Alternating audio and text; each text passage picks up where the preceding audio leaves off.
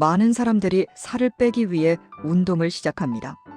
운동 좀 해야겠다라는 말 속에는 거의 자동으로 다이어트라는 단어가 따라붙죠.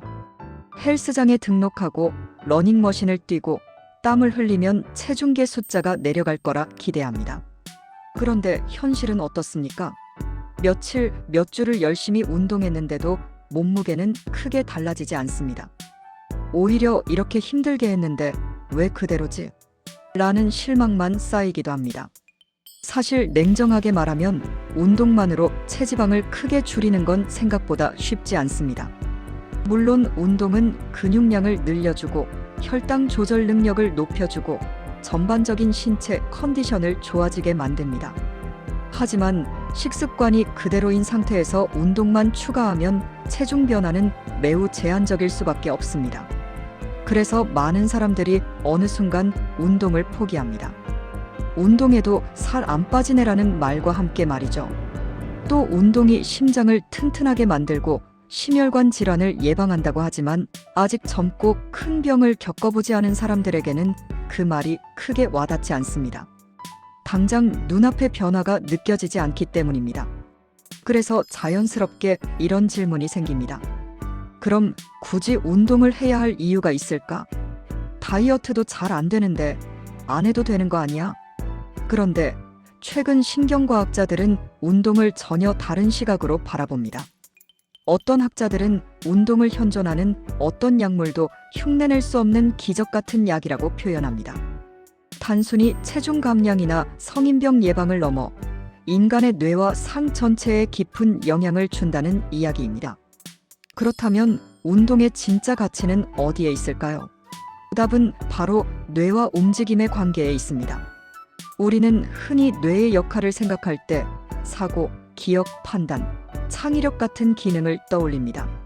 생각하기 위해 뇌가 있고 기억하기 위해 뇌가 존재한다고 믿습니다. 그런데 신경과학자 다니엘 울퍼트는 조금 다른 주장을 합니다. 그는 뇌가 존재하는 이유는 단 하나, 움직이기 위해서다라고 말합니다. 이 말은 조금 충격적으로 들릴 수 있습니다. 생각이 중요하지 않다는 뜻일까요? 기억이 의미 없다는 뜻일까요? 그렇지 않습니다. 그의 말은 이런 의미입니다. 우리가 인식하고 판단하고 기억하는 모든 과정은 결국 미래의 행동과 움직임을 더 잘하기 위해 존재한다는 것입니다.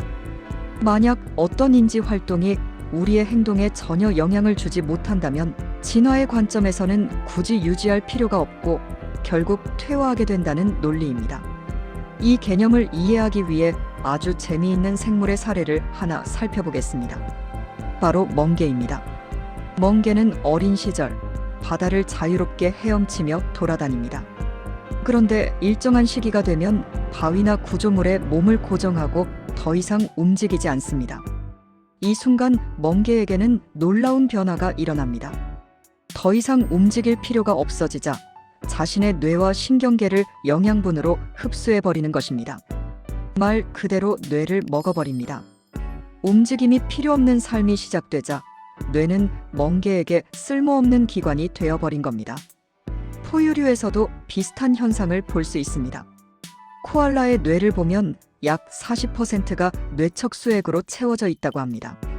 이는 과거 코알라의 조상들이 지금보다 훨씬 큰 뇌를 가지고 있었다는 흔적입니다. 시간이 흐르면서 코알라는 느릿느릿 나뭇잎만 먹고 에너지를 아끼는 생활 방식에 적응했습니다. 복잡한 움직임이 필요 없어지자 에너지를 많이 소비하는 큰 뇌를 유지할 이유가 사라진 것입니다. 결국 뇌의 크기와 기능도 줄어들게 된 것이죠. 조금 웃기게 들리지만 굳이 머리 많이 쓸 필요 없는 삶에 최적화된 결과라고 볼 수 있습니다. 그렇다면 인간은 왜 이렇게 크고 복잡한 뇌를 가지게 되었을까요? 답은 역시 움직임에 있습니다. 인류가 수렵과 채집을 하던 시절, 살아남기 위해서는 끊임없이 움직이고 판단해야 했습니다. 먹을 것을 찾기 위해 넓은 지역을 돌아다녀야 했고, 열매가 열리는 장소를 기억했다가 다시 찾아가야 했습니다. 위험한 동물이 자주 출몰하는 지역은 피해서 이동해야 했고, 사냥할 때는 상대의 속도와 방향을 예측해야 했습니다. 돌도끼를 만들거나 도구를 사용할 때는 손끝의 미세한 감각까지 활용해야 했습니다. 이 모든 활동은 단순한 근육 사용이 아니라 복잡한 계산과 기억, 공간, 인식, 예측 능력을 동시에 요구합니다. 다시 말해, 우리의 인지 능력은 움직임을 더 정교하게 만들기 위해 발달해 왔다는 것입니다. 생각은 목적이 아니라 수단이었던 셈이죠. 이 점은 현대기술과 비교해보면 더 분명해집니다. 요즘 인공지능과 로봇 기술은 인간을 놀라울 정도로 빠르게 따라잡고 있습니다.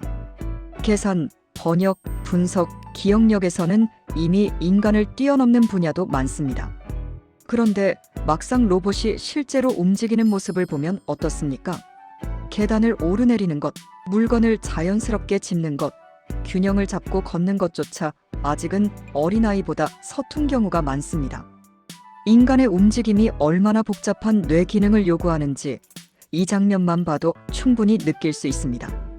이런 관점에서 보면 운동은 단순히 몸을 단련하는 행위가 아닙니다. 뇌를 본래의 목적에 맞게 사용해주는 행위입니다. 실제로 이를 뒷받침하는 연구 결과들도 계속 발표되고 있습니다. 신체 활동을 많이 하는 학생일수록 학업 성취도가 높다는 연구, 심폐지구력이 향상된 청소년들의 지능지수가 상승했다는 보고, 고강도 운동을 한 사람이 기억 과제를 더 빠르게 수행했다는 실험 결과, 규칙적으로 움직이는 사람이 집중력과 문제 해결 능력이 더 뛰어나다는 분석, 꾸준한 운동이 치매 발병 위험을 낮춘다는 통계까지 운동과 뇌 기능의 연결고리는 점점 더 분명해지고 있습니다.